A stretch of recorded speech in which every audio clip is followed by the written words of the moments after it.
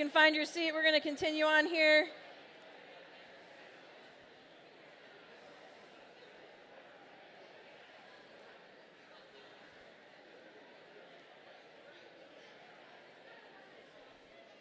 Listen, I have something we can all agree on this morning. There's still time for a highlight of the summer because summer is not over. We are Minnesotans and we appreciate every minute. Oh man, my name's Stephanie, if I haven't met you before, and I'm the lead pastor here at Mill City, and I haven't been here for 10 weeks, and I'm so grateful to be back with you, you guys. I missed you so much. I haven't been away from Mill City for more than like 2 weeks since she was born 14 years ago this month. Okay, so that was a lot. I missed you so much. I'm so glad to be back, and I want to just give a huge thank you, first of all, to all of you. To express the value to me that you would empower me to take that time off and the value of rest. Thank you for that. Huge thank you for the staff and the teams and the leadership team for carrying on and proving that I might not be totally necessary. Can we just give them a round of applause? Thank you for serving and for filling in. I thought all the sermons were awesome that I missed, and so, oh boy, here we are. Whew, we can do this. I'm really hoping that we can have what I want to call like a Sabbath culture here at Mill City where our leaders, our staff, we don't want to face burnout, you guys. It's not worth it, and it can really allow people to be hurt and so many things. So just know we're going to be really working on what does a culture of Sabbath look like. And I know that in lots of professions you can't take time off like I got to do, so I want you to know that I really appreciate it and I don't take it for granted, and I'm super grateful to everybody. I'm going to give you my really short sabbatical highlights, okay? If anybody follows me on Instagram, that was the long version, but here's the short one, okay? I had 3 goals for sabbatical: to rest, to learn, and to connect with Jesus. My learning was focused around racial justice, which is one of my passion areas, and that was so fun. And so I think this is good. If those were the goals, what's good is that I can report that I feel rested and I'm ready to get back into ministry. I learned so much, and I'm so excited to figure out how to share what I learned with all of you and people who might be interested. And I do feel very much so like I'm deeply connected to Jesus. So it was a successful sabbatical in that way. I brought just a few pictures of some highlights, all right? So first of all, I got to visit some of the indigenous communities in Minnesota, a few that I had never visited before. Really powerful time. So grateful that I got to do that. I got to take a tour of some civil rights sites in the South, particularly in Alabama and in Georgia, with the Rundells. It was so fun, and my husband, JD, we had a blast, and it was just such deep and rich learning in that time. I got to spend some time up at my family's river retreat, some time by myself, and I was gifted, you guys. One of my friends from Colorado gave me a whole week at his family's cabin in the mountains. It was incredible. And so I'm so grateful, and I don't take that for granted that I got to have those highlights. Now, some of you know that there were some surprises, sabbatical surprises, I've started to call them, hashtag. I'm going to talk about those later, but yes, there were some surprises, but I want to just jump right in because I have not preached for 2 months, so here we are. I got to just get right into it, all right? We're starting a new conversation today called Steps of Faith, and I want us to dig into this because I think it's so critical for us, and I feel like God has put some stuff on my heart, as you can imagine. After 2 months, God's put some stuff on my heart. It's mind-blowing. You're all just going to be amazed. Like, God has given me some incredible things. Just get ready. It's going to be incredible. Obviously, I'm joking. I think that if anybody knows me, you would know I'm not somebody who's going to come back with some revelation. I didn't have like a burning bush moment or something like that, so I hope somebody wasn't expecting that. Okay, nobody left. Honestly, if you know me, that usually the things that God inspires me and the way that Jesus inspires me is actually relatively simple, but oftentimes it's not easy to do those things, if that makes sense. Like oftentimes what God puts on my heart is kind of simple, kind of clear. Jesus just impresses these things on me, but they're often not super easy to do.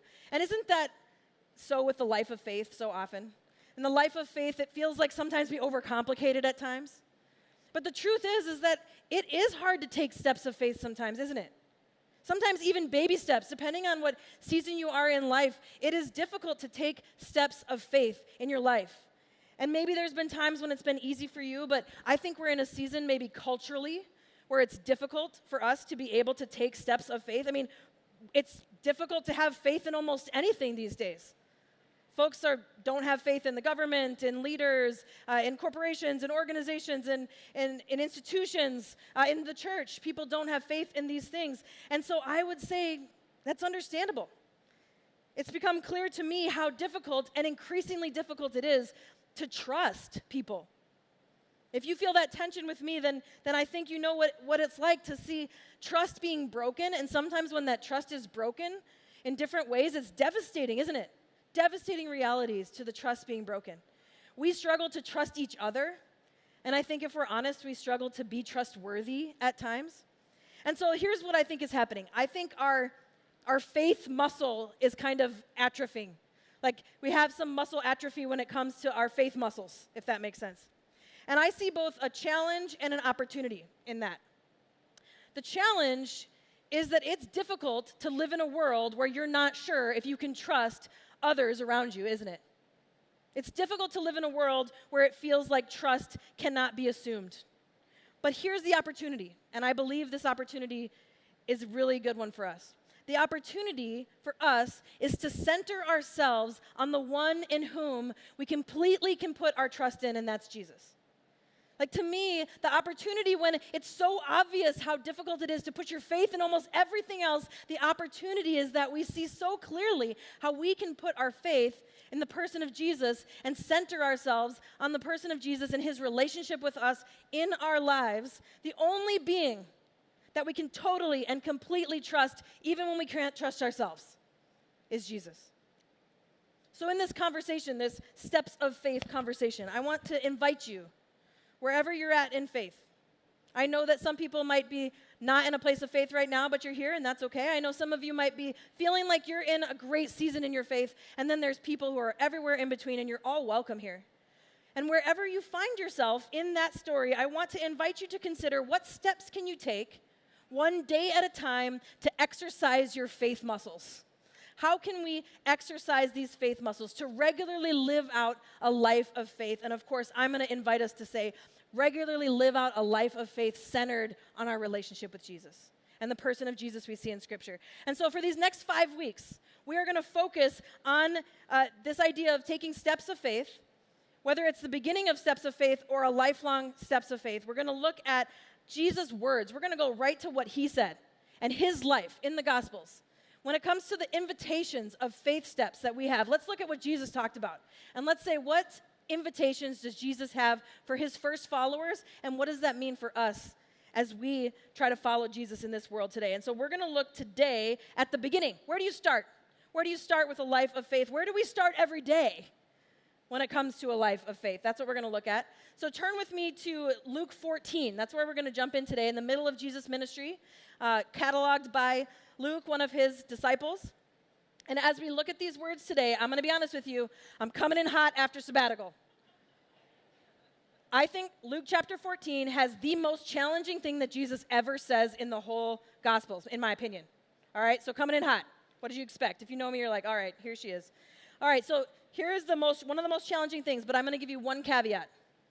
I also think it's one of the most freeing invitations that Jesus has for us. One of the most freeing. So you ready for this? All right, Luke 14. Luke 14 has like 3 movements, and you can just zero in on one of them, but I want to show us the 2 movements and then focus on the third one, okay? And so when we come onto the scene in Luke 14, Jesus, in the first movement, is having dinner with some Pharisees or religious leaders, teachers of the law, and it happens to be on the Sabbath, all right, the day of rest. Where the word sabbatical comes from, right? The day of rest, it would have been Saturday for them in the Jewish culture. And so they're having this special dinner, and it would have been a big deal if a rabbi like Jesus was coming to dinner with you, important Pharisees, religious leaders, especially on the Sabbath. But these guys, these leaders, have started to show their true colors a little bit. When you look at the story, you see that they're people who are kind of filled with legalism. Legalism has kind of taken over their life, and so they're afraid of Jesus because they think that he might take some of the power and authority that people are giving them because he's this new guy on the block, and he is saying that he has this authority, and so they're afraid of losing their power if this Jesus guy keeps getting more followers, and so they're starting to look for ways out of their legalism that he might be breaking the rules, might be breaking the laws. So they tried to observe this. Now, this time in this story, Jesus is at this dinner, and he heals a man who is suffering from a disease where his body is just swollen. He's in a lot of pain, and his body is super swollen. You would have visibly been able to see this. But whoopsie, Jesus healed him on the Sabbath. I mean, so here's the question, right? Is it technically working on the Sabbath? Like, sometimes I'd say to JD, like, is this technically working in my sabbatical? And he'd be like, yes. So is he technically working on the Sabbath? Not only that, but people who visibly looked ill, like this man, were often put in this category of, if you have this illness, it means that you did something, some terrible sin to cause this in your life. So not only are we maybe don't want to go near you because we don't understand this disease you have physically, but it probably means that there's something wrong with you at the core. This is terrible theology. This is absolutely devastating, the way that this would hurt people and how harmful that kind of thinking would be. And so Jesus, in that moment, he heals that man, and he looks around at all of them, and he has this conversation with them about compassion. And how in this moment, Jesus is choosing compassion over legalism. And what he's saying to them, I think pretty clearly, is if we want to follow Jesus, we have to choose compassion over legalism. This is the invitation he has for them, and he makes that pretty clear in that first statement. So that's kind of the first movement. If we want to follow Jesus, we have to choose compassion over legalism, which seems, once again, right, simple, but not always easy to do. It's not that Jesus didn't think the laws mattered. It's not that they weren't important, but they were not as important as showing love and compassion to that man at that dinner. Okay, movement number 2. We move through the chapter, and then Jesus continues. He's with these leaders still, and he decides to tell a story. And the story is further illustrating his point about compassion. And in the story, it's about a banquet, all right? A man is having a banquet. It's a parable. And the man invites all of his friends as guests to come to the banquet. This is a huge party. When the time came for the banquet, probably the day of, the guests all of a sudden had a ton of excuses, all right? Somebody said, well, I just bought some property and I need to go check it out. Someone else said, well, I just bought some oxen and I need to go check them out.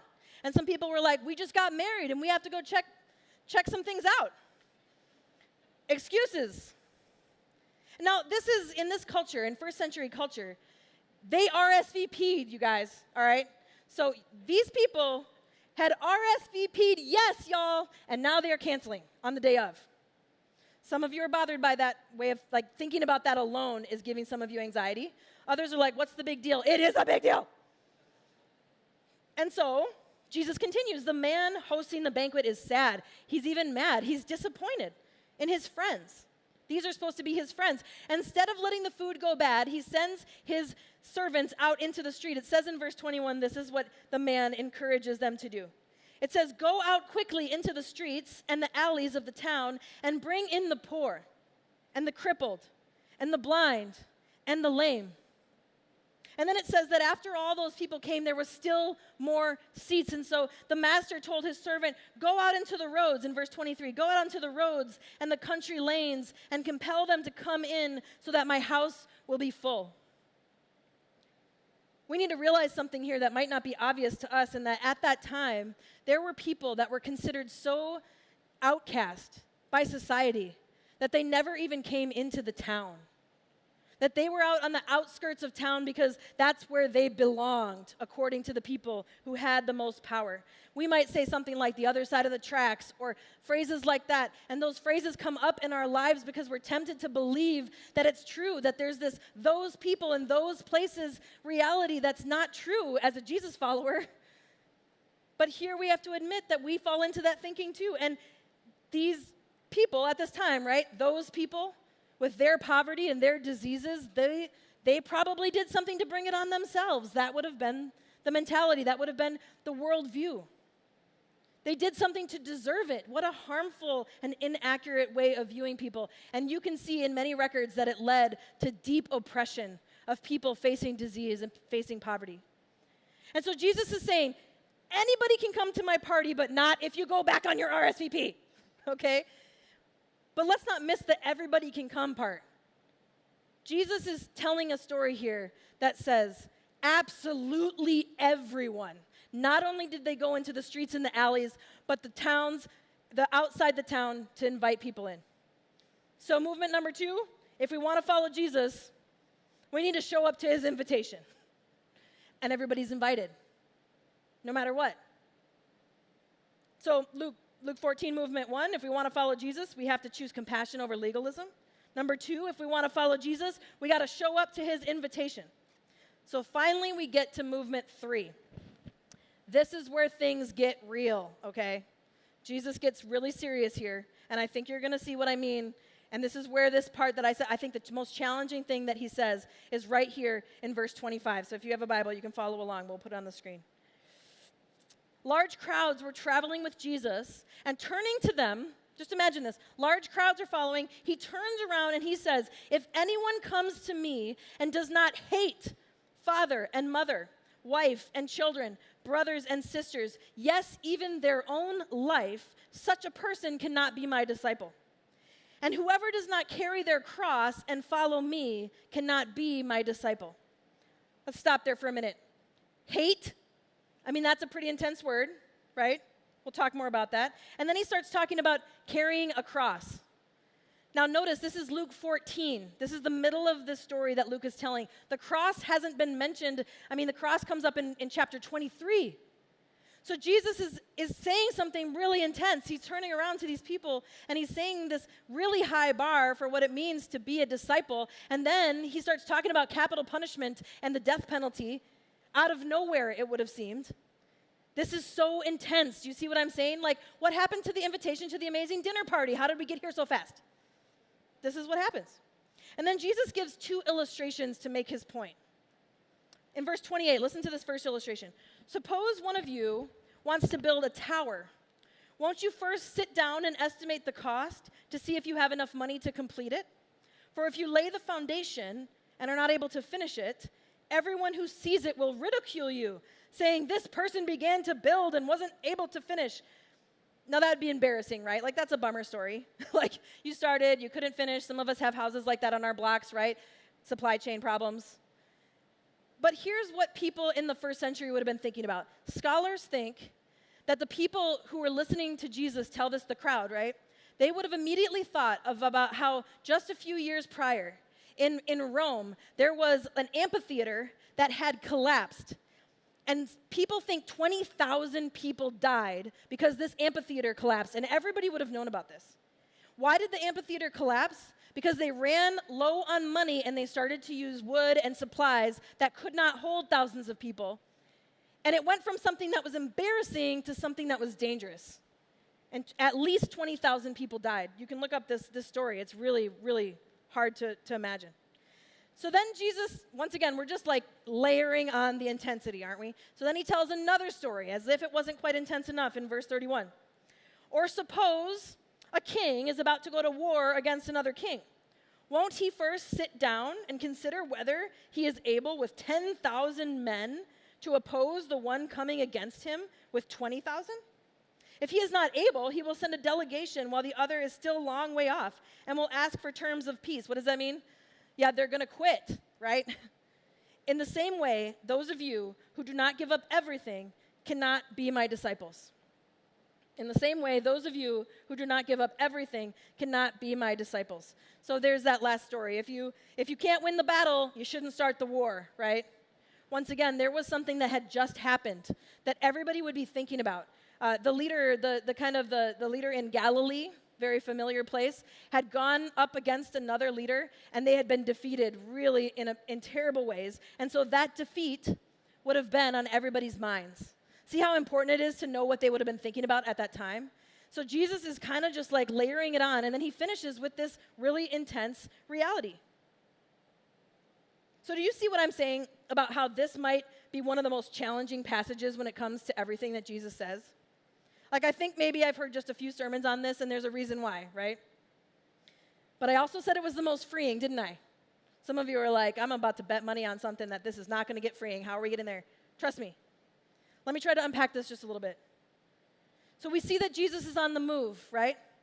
He's starting to head in this direction, and he looks back, and it's like a parade, right? Everybody's excited. Oh, this new guy's in town. We want to come see him. What's he about? And he wants to turn around and just set the record straight of what he's about. And of course, it's really hard for us to see that word hate in there. And what we have to remember is that in the Hebrew way of speaking, that wouldn't have been meant literally. If you read about it, any scholars would say that the word hate there is about priorities. It's saying your love for Jesus should be so strong that everything else is second. This is what Jesus is saying is the bar of discipleship. It would be more accurate to think of it as a priority, that someone is to love Jesus more than their family, more than even their own life. And if you take the meaning even deeper, it would be to say that you need to be able to detach from or separate from or let go of. In verse 33, where Jesus says, those of you who do not give up everything, you cannot be my disciples. That's intense, isn't it? But what does he say? Notice that Jesus doesn't say, if you don't give away everything, willy-nilly go around and just figure out if you can just give it away on buy nothing, have my whole house. I don't think that's what he's saying. He doesn't say give away, and he's not only talking about material things. He says give up. In Greek, that word is apatosome. And other translations say surrender claim to, or be willing to give up, or to be willing to renounce or to forsake.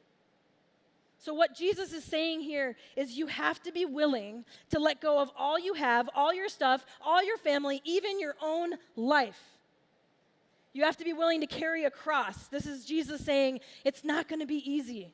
Hard things are going to come in life no matter what, but he's not trying to set up a false promise that following him means you'll get out of the hard things in life compared to everybody else.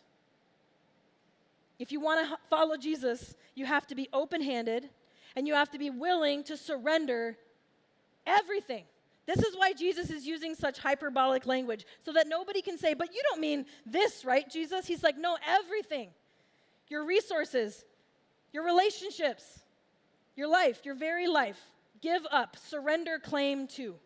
Now, when I imagine this, I picture like you have this stuff in your hand and you're gripping to it really tightly. And you're holding on to it and saying, this is mine, and I don't want to lose it.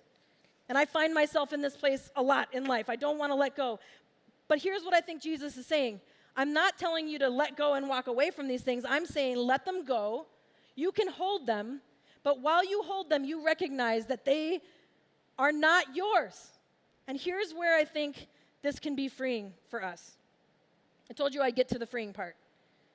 The things that we have to let go of, everything that Jesus mentions here, they aren't ours anyway. They're God's. They're God's in the first place. God is just letting us hold on to them right now as a gift. Our resources, our relationships, even our very life is a gift that Jesus gives to us to be stewards, right, of those resources, of those relationships, and of those very lives. But we find ourselves gripping so tight. I know I do. Just trying to find security in these things and just hold on to them and just feel like we're in control, but we're not in control. I hate that. Like my personality hates that. Please tell me I'm not the only one. I would rather choose the illusion of control some days than face the reality that I can't control, especially the things that I love the most. But we can't. And here's the freeing part is that God's got them. That God is the one in control, and God is the one that promises to be with us no matter what crosses we carry, no matter what we face. And we get to hold these things as a gift, to be stewards, to be open-handed, because all we have is God's. And when we get to the point where we can surrender, which is daily or hourly, depending on where you're at, when you get to the point when you can surrender those things, it's so freeing to know that it is in your hands, but God's the one that's got it. That's the most freeing place we can find ourselves in. If we want to follow Jesus, we have to start with surrender. And I want to say this, even though I think this is a hard thing to say. The reason it's a gift to get to a place of surrender is because the terror grip that's what I call it, the terror grip that we have on all these things is killing us. It's killing us. And so if we want to follow Jesus, we get the gift to start with surrender. I told you that I would share about my sabbatical surprises. There were three, okay? 3 sabbatical surprises. Now, in my life, and my husband and I talk about this, whenever something comes in threes, it's not superstitious. It's something that God is like, hey, pay attention to this, all right? So we had 3 surprises. How many people know about some of my surprises that I had on sabbatical? Okay, some people are like, what is she talking about? I'll give you the very quick version. The first surprise of sabbatical was there was mold in the walls, like the black mold kind, right? We just bought this house a year ago. The last thing we had to do was fix some tiles I thought we were just fixing some tiles. As soon as I saw that mold, I ran out, I got my hazmat suit. I went back in there, pulled more tiles. Guess what was behind them? More mold, you're right. And then I took a hammer and I lightly tapped on the wall, and the wall started to fall into the bathtub. So then I knew that this was not a tiny surprise that could be laughed off, but was going to be an expensive one that was going to take a long time. And so we had a month where myself, my husband JD, our housemate Kara, we all were showering in the basement shower while we were getting this one fixed. And I'm so happy to say that it cost money. I get that, but it's stuff, right? It can be fixed. We got the mold out. It can be replaced. Here's my after picture. Thank you. I know. It was so hard, even though I didn't do most of it myself, but thank you. That was very nice of you. Okay, surprise number 2. My husband JD had a surprise urgent surgery. That's not on the surprise list that anyone wants, obviously. This was at the halfway mark of the sabbatical, all right? So I'm getting there, and I'm thinking, this is another surprise. He was having this weird pain in his chest for a long time, couldn't figure it out. It got misdiagnosed. All of a sudden, right in front of his heart, it started to turn bright red on his skin, and it's totally freaky. And he ends up having to have this urgent surgery to have this infection in his rib bone taken out. And he had, what did you say, babe? It's like a deck of cards size chunk of his bone and his cartilage and his skin taken out of his body. And they put this wound vac in. Some of you are like already queasy. You can ask him for the details. But he's got to have this machine attached to him. You can see it. It's very cute, his man purse. And he still has it. Hopefully, please, Jesus, not for too much longer because it makes really weird noises. And he was so proud to be able to I got him that Iron Man t-shirt because it kind of looks like Iron Man. You know, it's the little things in marriage. You just got to do it. You got to get the t-shirts. He was very proud. Now, somebody might say, how did JD get an infection in his bone, in his rib? And the answer, the most direct answer is, because he's JD. Okay? Now, when we got married, his family said to me, we love him, we love you, we're still in it, but good luck because he's yours now. They said he's one of those guys that has, you know, some of those things that aren't his fault and some things that definitely are, and, you know, the rest is history. And it's really a funny story at your wedding until it's not. Thank you, Jesus. He's doing well. He's healing. Please keep praying. We're almost done with that machine. All right, surprise number 3, and this one just happened, so I haven't shared this with most of you. Last weekend, right before my sabbatical came to a close, I was out with my goddaughters, Tia and Zoe. They're 15 and 17. We're having a good time. I dropped them off at home. I'm thinking 6:30 p.m., it's bright out, I get on 694 to head back towards Minneapolis. And as I'm driving, I look in my rearview mirror, and this car comes up behind me out of nowhere. I'm imagining that it might have been going like 90 miles an hour. It was going so fast. And in a split second, I look to my left, and there's an SUV, another SUV. I look to my right, and there's a semi-truck. And as we pull up to this semi-truck, the car is barreling down on me, and there's nothing that I can do. There's nothing I can do. I can't do anything. And in the last millisecond, the car turns off and slams into the semi. And the car, like, effectively splits in two. It's, like, totally combusted. I'm watching this out of my rearview mirror. I see the front of the car roll and the driver fly out of it. I pull over. All the cars stopped, thank goodness, on 694. The rubble of the car was covering the whole street. You can see there. The highway was closed for hours. I called 911 right away, of course. I decided it was too dangerous to go back, and so I just kept going. And I drove into the gas station, and I had to get gas, and I just thought to myself, I swear that car, like, got so close to me that it swiped me. And so I felt a little superstitious, but I got out of the car, and I looked at the bumper, and there's nothing there. And then I look around the side of my car where the car turned off, and there's a 2-inch scratch on my car. That's how close of a call that it was. The next day, I was able to see that the driver and the driver's passenger, while they were very injured, they were alive. But I also was able to find out that the driver was drunk. And so here we are at the end of the sabbatical. Man, hours before my sabbatical comes to an end, and I'm nearly in this catastrophic car accident with a drunk driver. Talk about Jesus telling us that things are going to be hard, right? I had such great plans laid out for the sabbatical. And I got to do so many of those great things. But in 2 months, there was black mold, a dangerous infection, and a near-death experience. Talk about having to face the lack of control in your life, right? I mean, JD's surgery had to be done by a heart surgeon because it was so close to his heart. So I'm sitting in this waiting room with all these other people waiting for surgeries that weren't an hour-long simple surgery like JD had. What do you do in the waiting room of a surgery? You know, some of you have been there. You try to take control? You can't. You try to distract yourself from what's going on? I understand that one. But I sat there and I just thought, I looked at all these other people and I just thought, Jesus, I surrender. I can't do anything. And I think about that reality. And I'm grateful that I get to partner with JD and I get to have him in my life. But he isn't mine to own, is he? He's God's. And I love my house and my car. I'm so grateful for those things. But they're not mine. They're things that God's letting me use in this season of my life to be on mission with Jesus. And I'm so thankful, deeply thankful that I wasn't in that car accident. And I'm so glad that Tia and Zoe weren't in the car with me when that happened. I don't know what I think about the role that angels play when it comes to cars, but I believe that God saved my life and those two people's lives that day. My life is not my own, it's God's. And it might be tempting for me to come back into ministry here and to want to say, oh, this is my church, but it's not mine. You're not mine. Mill City Church, you're Jesus. He is the one who takes claim to you, not me. I just get to be one of the stewards as long as God will let me to love you and to be a part of this ministry. Jesus claims you. But will we surrender claim to all the things that hold us back? So my first sermon back from sabbatical, that's really just the one main point that I have, okay? It's not rocket science, but it's not easy to do, is it? If you want to follow Jesus, start with surrender. Jesus promises that giving up your life is how you gain it.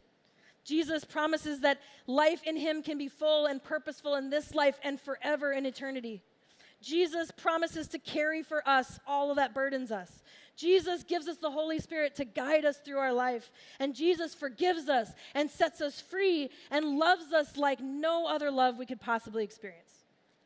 And so if you haven't surrendered your life to Jesus, there's no more important decision that you could make.